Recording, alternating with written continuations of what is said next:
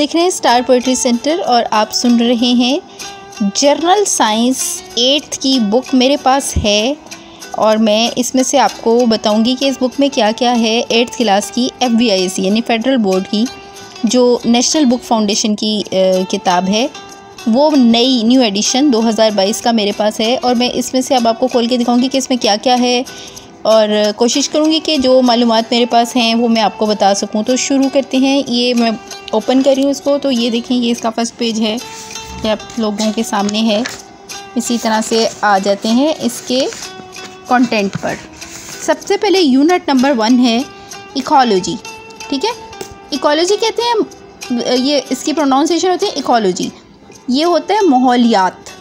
ठीक है, कहीं कहीं पे मैंने इसका मतलब देखा है, कुछ जगहों पर इसका महकमा मौसमियात भी लिखा हुआ है, यानी मौसम से रेलिवेंट भी ये होता है। यूनिट नंबर 2 आ जाता है आपका ह्यूमन नर्व सिस्टम। ठीक है, नर्वस सिस्टम। फिर आपका यूनिट नंबर 3 आ जाता है variations, heredity and cell division. ठीक है, फिर आपका यूनिट नंबर 4 आ जाता है।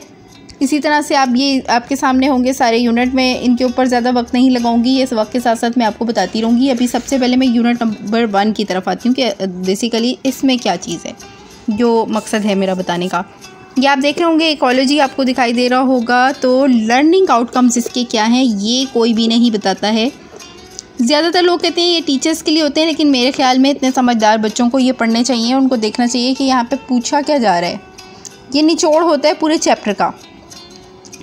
तो हम यहाँ से ये शुरू करते हैं। सबसे पहला सवाल जिसे इसमें बनता है वो ये है, describe the role of living things in cycling of oxygen and carbon through ecosystem. ठीक है, citing the process of respiration. Respiration आपको पता है सांस लेने का, सांस के ज़रिए अंदर कोई चीज़ लेके जाने का निज़ाम होता है। तो साइटिंग का मतलब होता है हवाला देना, यानी आप हवाला देते हुए इनहेल करने का जो सिस्टम है, फोटोसिंथेसिस एंड कंबशन, आग पकड़ने के अमल को कहते हैं। ठीक है, और फोटोसिंथेसिस आपको पता है पौधों के खुराक बनाने के अमल को कहते हैं। पौधे जो हवा के ज़रिए ग्लूकोज में ऑक्सीजन को तब्दील करते हैं और उसके बाद वो कार्बन डाइऑक्साइड जो है वो बनाते हैं, जो कि उनकी खुराक बनती है। ये पूरा प्रोसेस होता है एक। तो अब आगे चलते हैं। दूसरा सवाल है, relate how oxygen and carbon cycle are complementary process that bring balance and symmetry to life on earth. ठीक है, ये इसका मतलब ये हुआ कि रिलेट करें, यानी ताल्लुक़ बताएं, how oxygen and carbon cycle are. Question number 2 हम कर रहे थे, are complementary process that bring balance and symmetry to life on अर्थ, यानी कि किस तरीके से ऑक्सीजन और कार्बन डाइऑक्साइड की जो साइकिल है वो ज़मीन की ज़िंदगी में, यानी इंसानों और जानवरों और पौधों को, जो जानदार चीज़ें हैं, उनको ज़िंदा रखने के लिए मिलकर काम करते हैं। ठीक है, describe global warming and explain how it threats to the carbon oxygen balance such as over population, reliance on fossil fuels. Reliance कहते हैं किसी चीज़ पर इन्हिसार करने को। फॉसिल फ्यूल्स आप यकीनन पढ़ चुके होंगे पहले, ये बकाया जात को कहते हैं। जैसे जानवर वगैरह मर जाते हैं ना, तो उनके जो ढांचे और उनके जिस्म के जो हिस्से होते हैं बकाया, उनको फॉसिल फ्यूल्स कहते हैं, फाजिल मादे जो होते हैं। And deforestation are contributing to global warming and climate change. ठीक है, और जंगलात की जो तबाही लगती है और जो उनके साथ मसले मसाइल पौधों के होते हैं, जिसमें पौधे तबाह हो जाते हैं, जंगलात जो हैं वो इससे मुतासिर हो जाते हैं, तो उसको डिफॉरेस्टेशन कहते हैं। तो किस तरीके से वो ग्लोबल वार्मिंग और मौसम की तब्दीली का बायस बन रहे हैं। आप ये बात याद रखें कि क्लाइमेट चेंज में प्लांट्स बहुत बड़ा रोल प्ले करते हैं। वो इसलिए रोल प्ले करते हैं क्योंकि आप को अगर ये बात पता हो कि प्लांट्स जो है ना वो कार्बन डाइऑक्साइड ऑब्जर्व करते हैं और ऑक्सीजन जो है ना वो खारिज करते हैं। ठीक है, जब वो ऑक्सीजन खारिज करते हैं तो उनके ज़रिए इंसान जो है ना वो ऑक्सीजन अपने अंदर लेके जाते हैं। क्वेश्चन नंबर 4 है, describe how energy flows from producers to consumers and producers कौन होते हैं? चीज़ बनाने वाले, ठीक है, यानी कि पौधे। और कंज्यूमर कौन होते हैं? इंसान और जानवर, ठीक है, जो उनसे ऑक्सीजन हासिल करते हैं।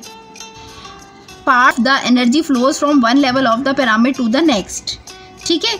इसमें ये डिस्क्राइब करना है कि जो तवानाई है, एनर्जी कहते हैं तवानाई को, यानी ताकत को, वो किस तरह से प्रोड्यूसर यानी कि पौधों से इस्तेमाल करने वाले जानवरों और इंसानों तक पहुंचती है, ठीक है।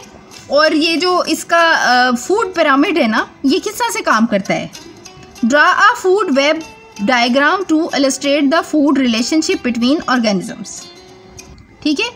असल में एक चीज़ अगर किसी दूसरे से प्रोड्यूस होती है, यानी कोई पौधे अगर जैसे मिसाल के तौर पे कोई अपनी खुराक बनाते हैं, बाज़ औक़ात तो वो अपने लिए इस्तेमाल कर लेते हैं और बाज़ औक़ात वो इंसानों के काम ऑक्सीजन की शक्ल में आ जाती है, ठीक है।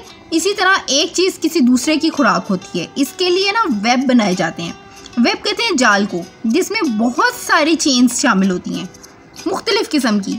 मिसाल के तौर पे एक जानवर अगर इंसानों की खुराक है, उस जानवर की वो जानवर किसी और की आगे से खुराक है, ठीक है। तो आप इसके अंदर ये डिटेल से ये चीज़ पढ़ेंगे। फिर आ जाते हैं 6 नंबर क्वेश्चन है डिस्क्राइब एंड इलस्ट्रेट। इलस्ट्रेट याद रखिएगा, रोशनी डालना होता है। डिस्क्राइब होता है किसी चीज़ को खुलकर बयान करना थ्रू एग्जाम्पल की ecological relationships between organism including competition, predation and सिम्बॉलिक्स।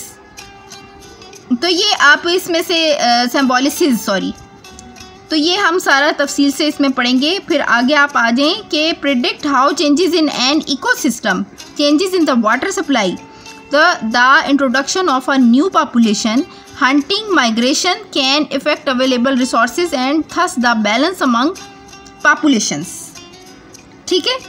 ये सब चीज़ें मैं आपको साथ साथ तफसील से बताती रहूँगी। Hypothesised what would happen in the ecosystem if the population of one of the participants in different ecological relationship is affected। यहाँ पे ये कह रही हैं कि आप क्यास करें, याद रखिए हाइपोथेसाइज जो है ना, इस लफ्ज़ का मतलब होता है अंदाज़ा लगाएं, ऐसा अंदाज़ा जिसमें गलती भी हो सकती है, ठीक है। what would happen in the ecosystem, ecosystem में क्या होगा अगर the population of one of the participant in different ecological relationship is affected, ठीक है। उनमें से किसी एक का जो है वो माहौल मुख्तलिफ हो, ठीक है। तो ये सारी आपको डिटेल इंशाल्लाह ताला आगे जाके मिल जाएगी। Explain ways in which human behaviour, replanting forest, reducing air and water pollution, protecting endangered species can have positive effects on the local environment। सबसे आखिरी सवाल सबसे ज़्यादा इम्पॉर्टेंट है और उसमें ये बताना है आपने कि वो तरीके बताएं कि इंसान अपना रवैया कैसे चेंज करे और किस तरह से वो जंगलात में इजाफा करे, फिर ठीक है वो पानी और हवा की आलूदगी को कम करे, फिर इसी तरह से जो जंगली हयात ख़त्म हो रही हैं और जो पौधे और जो जानवर बिल्कुल ख़त्म होते जा रहे हैं, आहिस्ता आहिस्ता मुतासिर होते जा रहे हैं, उनकी बेहतरी के लिए काम करना, ठीक है। उन्हें बढ़ाना, उन्हें बचाने की कोशिश करना। जैसे पांडा के बारे में आपको पता होगा कि पांडा की नस्ल ख़त्म हो रही थी तो उसको बचाने के लिए बहुत कोशिशें की जा रही थी। Can have positive effect on the local environment, ठीक है। लोकल इन्वायरमेंट यानी कि आम माहौल को अच्छा करने के लिए। तो स्टार्ट हो रहा है, ये देखें इकोलॉजी हो गया। Earth is the only known planet with life. Earth वो वाहिद प्लैनेट है जहाँ पर ज़िंदगी मौजूद है। Millions of species live on अर्थ, यानी मिलियंस किस्में ज़मीन पर रहती हैं। These living organism depend on each other in one or the other way, यानी ये सब लिविंग ऑर्गेनिज्म जो अल्लाह ताला ने ज़मीन पर भेजे हैं, ये सब एक दूसरे के ऊपर डिपेंड भी करते हैं, ठीक है। जैसे हम पौधों से खुराक हासिल करते हैं, पौधे इंसानों से कार्बन डाइऑक्साइड हासिल करते हैं, ठीक है। They also interact with their non living environment. The study of interrelationship between organisms and their environment is called ecology, ठीक है। इन जंगली हयात, इन जानवरों, इंसानों और पौधों और इसके अलावा और तमाम किस्म की मखलूक़ात, जड़ी बूटियों और ज़मीन पे जो कुछ भी मौजूद है, पानी के इस्तेमाल, हवा के मसले मसाइल और सब चीज़ों के बारे में पढ़ना जो है ना, वो इंसान का माहौल और माहौल के मुतालिक मालूमात जो होती हैं वो इकोलॉजी कहलाती हैं। ठीक है। Oxygen cycle plays an essential role in the existence of the life on the earth. Oxygen cycle के बारे में समझना आपके लिए ज़िंदगी के बारे में ज़मीन पर यानी कि जंगली हयात या जो भी ज़िंदगी है, इंसान और जानवर कैसे ज़िंदा हैं और पौधे कैसे ज़िंदा हैं और उनमें जान कैसे पड़ती है, ये सब जानने के लिए आपको ऑक्सीजन साइकिल के बारे में मालूम होना बहुत ज़रूरी है। Few billion years ago there was no free molecular oxygen in the atmosphere। ठीक है। Today Earth atmosphere has 21% oxygen which is largely product of photosynthesis carried out by plants। ठीक है। यहाँ पे आपको नज़र आ रही होगी ये ऑक्सीजन साइकिल। ठीक है। सबसे पहला इसमें देखिए, आप यहाँ पे देख रहे होंगे oxygen in air and water. ठीक है। फिर फूड मॉलिक्यूल हो गया, यानी कि ये जो फार्मूला आपको नज़र आ रहा है ये ग्लूकोज का फार्मूला है। ठीक है। पौधे जो होते हैं ना, वो नमी के ज़रिए ना सबसे पहले हवा और पानी को ग्लूकोज में तब्दील करते हैं। ठीक है। उसके बाद रेस्पिरेशन जो है ये पौधे खुद भी अपने लिए कर सकते हैं और ये जानवर इंसान और जानवर भी सांस के ज़रिए अपने अंदर ले जाते हैं। ठीक है। उसके बाद CO2 आप देख रहे होंगे, H2O आपको पता है पानी का फार्मूला है और ये कार्बन डाइऑक्साइड का फार्मूला है। ठीक है। पानी और कार्बन डाइऑक्साइड। फिर आप यहाँ पे देखें फोटोसिंथेसिस यानी पौधों का खुराक बनाने का अमल। ठीक है। सूरज की रोशनी में पौधे जो अपनी खुराक बनाने का अमल करते हैं उसको फोटोसिंथेसिस कहते हैं। बाज़ औक़ात तो पौधे पानी, नमी और ये ग्लूकोज वगैरह को अपने लिए इस्तेमाल कर लेते हैं और बाज़ औक़ात ये इनसे जानवर और इंसान अपने लिए इस्तेमाल करते हैं। हम जो सांस लेते हैं और जिस ऑक्सीजन के ज़रिए हम जानवर वगैरह ज़िंदा हैं वो हमें इसी से हासिल होती है। तो मैं इसलिए आपको बहुत ज़्यादा तफसील से बता रही हूँ क्योंकि मुझे पता है बहुत सारे बच्चों को ये बातें बिल्कुल भी समझ नहीं आ रही होती। विच इज़ अब यहाँ पे हम आ जाएंगे। Plants use carbon dioxide to make food releasing oxygen as a by product. ठीक है। Both animals and plants use oxygen in their respiration process to get energy। वही वाली बात जो अभी मैंने आपको समझाई थी, ये वही सब कुछ लिखा हुआ है। और बेल नोटिफिकेशन को ऑन कर लें ताकि आपको नई आने वाली वीडियोस का फौरी पता लग सके। मुझे इजाज़त दीजिए। अल्लाह। सब्सक्राइब करें और बेल नोटिफिकेशन को भी ऑन कर लें और मुझे इजाज़त दीजिए। अल्लाह हाफ़िज़।